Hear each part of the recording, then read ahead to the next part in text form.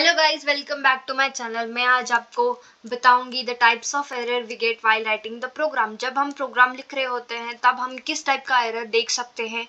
मेरे को भी एरर आता है फ्रेंड्स, आपको भी एरर आते होंगे बहुत सारे।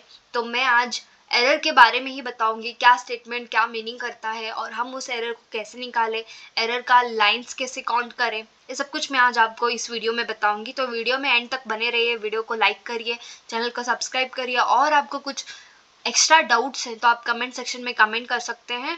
तो चलिए शुरू करते हैं।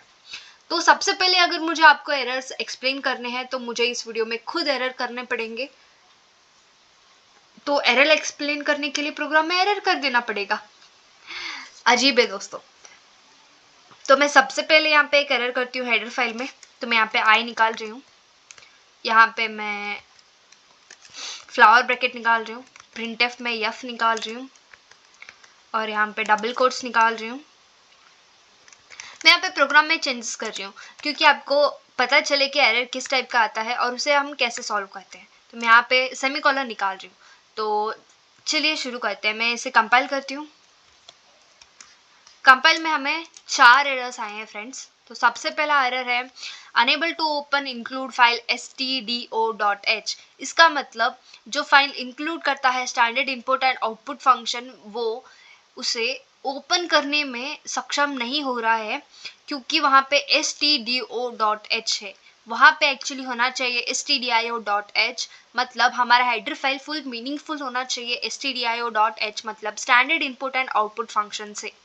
तो मैं यहाँ पे stdio.h लिख लेती हूँ जो कि है standard input and output function. तो मैं इसे कंपाइल करती हूँ। तो मेरा एक एरर चला गया दोस्तों। मेरे यहाँ पे 3 एरर्स हैं। तो यहाँ पे आ रहा है डिक्लेरेशन सिंटैक्स एरर।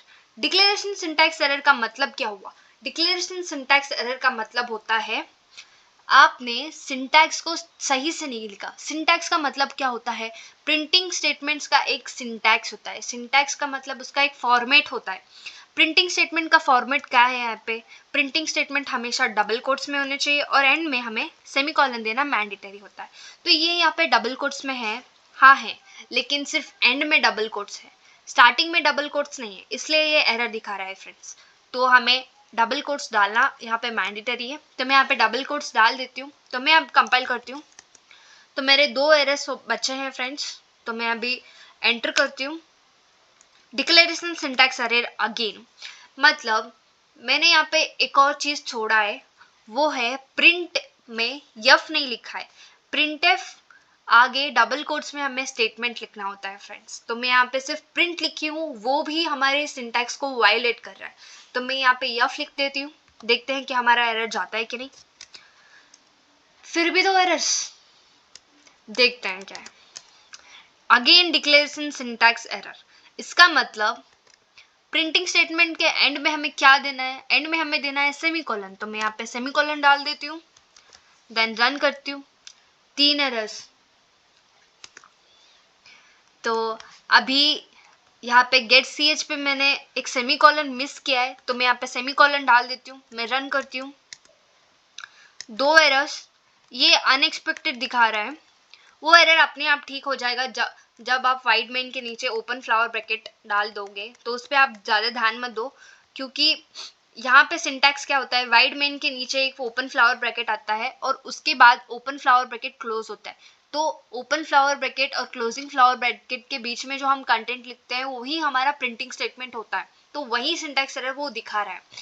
तो उस एरर पे ज़्यादा ध्यान न दिए हुए नीचे वाले एरर को मैं ध्यान देती हूँ। अनएक्सपेक्टेड। अनएक्सपेक्टेड का मतलब क्या हुआ? अनएक्सपेक्टेड मतलब ये सिंगल है। सिंगल क्यों है? ये अनएक्सपेक्टेड। अगर 2 फ्लावर ब्रैकेट है ओपन और क्लोज तो ओके है। अगर एक सिंगल है तो वो क्यों है? वो अनएक्सपेक्टेड है। तो मैं यहाँ पे एरर एक्सप्लेन कर एक और निकाल देती हूँ एरर को। तो मैं यहाँ पे ओपन फ्लावर ब्रैकेट डाल देती हूँ। तो क्या अब भी एरर आएगा? तो देखते हैं। तो मेरे यहाँ पे हो गया 0 एरर। तो यही था हमारा सिंटैक्स एरर फ्रेंड्स, क्योंकि प्रिंटिंग स्टेटमेंट हमेशा 2 फ्लावर ब्रैकेट्स के अंदर आता है तो वो उस सिंटैक्स को वायोलेट कर रहा था। वही था हमारा प्रिंटिंग स्टेटमेंट। ओके, देन मैं यहाँ पे एक और एरर करके बताती हूँ। मैं एक और यहाँ पे फ्लावर ब्रैकेट ऐड करती हूँ आपके लिए। तो मैं अभी कंपाइल करती हूँ। तो यहाँ पे एक एरर दिखा रहा है, वो क्या है, अनएक्सपेक्टेड। अनएक्सपेक्टेड क्यों? यहाँ पे एक फ्लावर ब्रैकेट ओपन हो रहा है वाइड मेन के नीचे, और गेट ch के नीचे वो क्लोज हो रहा है। तो एक और हमने क्लोज किया है, वो क्यों क्लोज किया है, वही वो अनएक्सपेक्टेड है। तो मैं अभी इसे निकाल देती हूँ, कंपाइल करती हूँ। तो यहाँ पे 0 एरर्स आ गया है फ्रेंड्स। तो मैं यहाँ पे गेट ch निकालती हूँ। बहुत लोगों को ये पता ही नहीं होता कि हम गेट ch क्यों लिखते हैं। गेट ch हम इसलिए लिखते हैं क्योंकि हमारा आउटपुट डिस्प्ले होने में वो मदद करता है। तो मैं यहाँ पे गेट ch निकाल देती हूँ। तो देखते हैं हमारा कोई एरर आता है क्या नहीं। तो मैं यहाँ पे कंपाइल करती हूँ, 0 एरर्स। एरर्स तो कुछ भी नहीं आएगा, लेकिन वो रन नहीं होगा। तो मैं दिखा देती हूँ आपको, रन नहीं हो रहा है। मैं यहाँ पे रन कर रही हूँ, एंटर कर रही हूँ, वापस आ जा रहा है, एंटर कर रही हूँ, वापस आ जा रहा है, फिर से एंटर कर रही हूँ, वापस आ जा रहा है। तो ये रन नहीं हो रहा है। ऐसा क्यों हो रहा है? क्योंकि हमने गेट ch नहीं लिखा। तो मैं यहाँ पे एंटर करके गेट ch लिख लेती हूँ। तो मैंने यहाँ पे गेट ch लिख लिया। तो मैं अभी रन करती हूँ। क्या ये रन हो पाएगा? यस, ऑफ कोर्स, ये रन हो गया। अब आप सोच रहे होंगे कि इतने सारे स्टेटमेंट्स क्यों प्रिंट हो गए। जब हम पहले गेट ch निकाल के रन कर रहे थे, तब वो सारा स्टेटमेंट प्रिंट हो गया था, लेकिन हमें आउटपुट नहीं दिख रहा था। जब हम गेट ch करके उसे रन किए, तब इतना सारा पिछले का सारा आउटपुट यहाँ पे एकदम आके डिस्प्ले हो गया। तो ये था हमारा आज का प्रोग्राम, जो मैंने एरर्स एक्सप्लेन किए हैं बहुत सारे। तो मैं इसे सेव कर लेती हूँ।